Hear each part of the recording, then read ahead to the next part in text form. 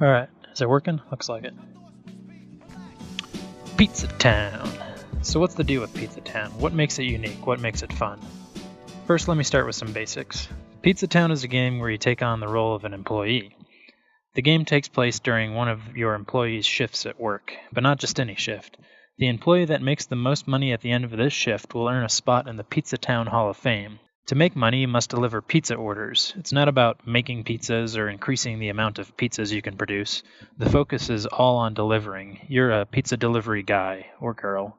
So naturally, this is a pick up and deliver game. Each round consists of 2 phases. During the first phase, you're competing with the other employees for what orders you'll get to deliver. Let's take a look at an order. Orders are worth different amounts of money.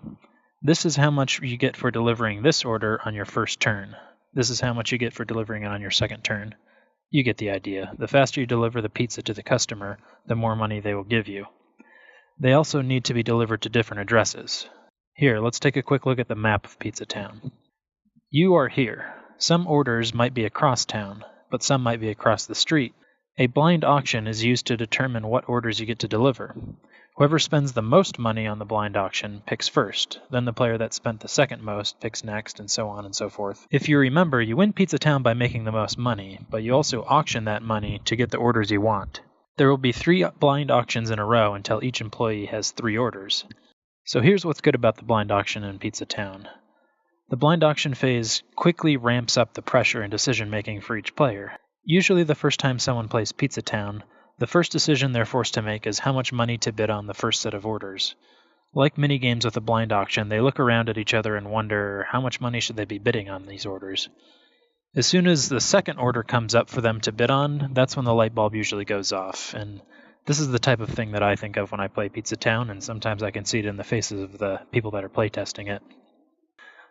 If I don't bid enough money, I might end up with an order that's not even remotely close to the one I have. Or maybe if I bid nothing and everyone bids high, it won't matter that my order's worth less money or further away from my other order.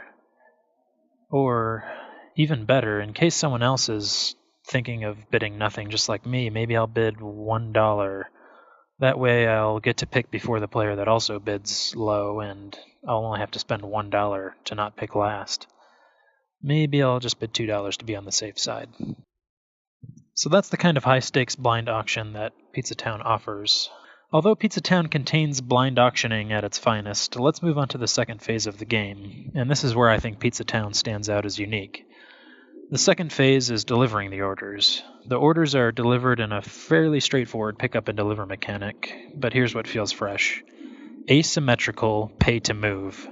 You've probably heard of the game The Tortoise and the Hare, the very first Spiel des Jahres winner, if I remember correctly. It was later rethemed as Around the World in 80 Days. Pay-to-move in those games is pretty simple. You can move as fast or as far as you like, but the further you move, the more you'll have to pay.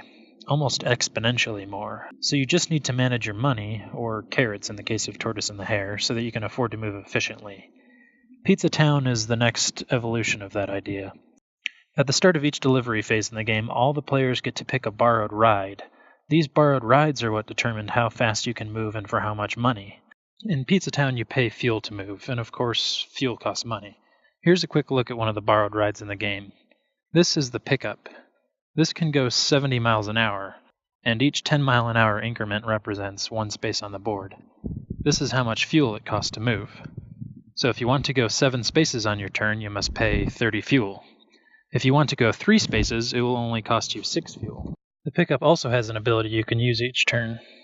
Here's the minivan. The minivan has even worse fuel efficiency than the pickup, but if you select the minivan, you will get a one-time amount of cold hard cash. So do you want the pickup or the minivan? Or maybe you want one of these other borrowed rides. Unfortunately, there's not enough time to go through them all. The asymmetrical pay-to-move in Pizza Town feels fresh, and it's fun. You get to pick the ride that will work best for your situation, or that just fits your playstyle. I've had a lot of success with Pizza Town.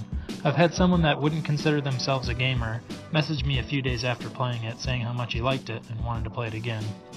I've seen teenagers playing Pizza Town and literally laugh out loud that one of them actually got to be an old guy riding a pogo stick. I really hope you get the chance to play Pizza Town, and if you give it good marks, you might just play it soon. Me personally, I give Pizza Town a 4 out of 5.